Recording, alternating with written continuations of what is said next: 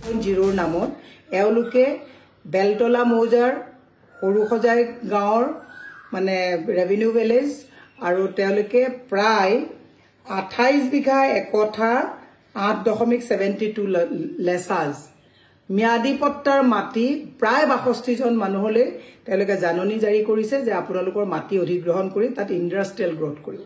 Industry আমাক লাগে, কিন্তু ম্যাদী পট্টাদাৰ যিসকল আমাৰ অসমীয়া ইয়াত বহি থকা যিসকল আমাৰ অসমীয়া মানুহ, এই অসমীয়া মানুহসকলক তেওঁলোকে ম্যাদী পট্টা খালী কৰাই ইয়াত তেওঁলোকে এডভান্টেজ আছামৰ নামত বহিৰাজ্যৰ বনিয়াক তেওঁলোকে মাটি গতাব বিচাৰিছে।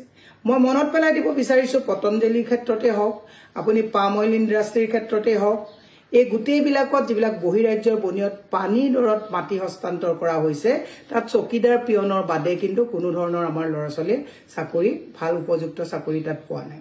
মই মুখ্যমন্ত্ৰীক কৈছোঁ অসমত আৰু মাটি নাই নেকি?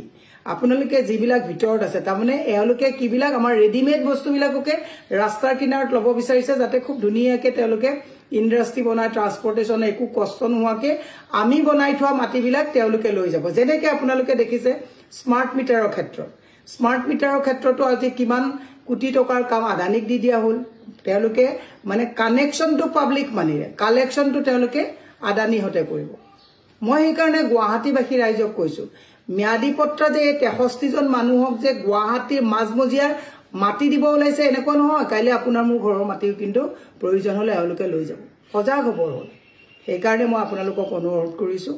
মই একচুৱেলি এইখন আপলোড কৰি দিম বুলি ভাবিছিলোঁ, কিন্তু ইয়াত মই মানুহ যিসকলে তেওঁলোকে বেয়াও পাব পাৰে, নটিচখন মোৰ হাতত আছে, মই কেমেৰাত দেখাই দিছোঁ গভৰ্ণমেণ্টে কেনেকৈ মাটি বিচাৰি যে আপোনালোকক বেলেগ জেগাত মাটি দিব।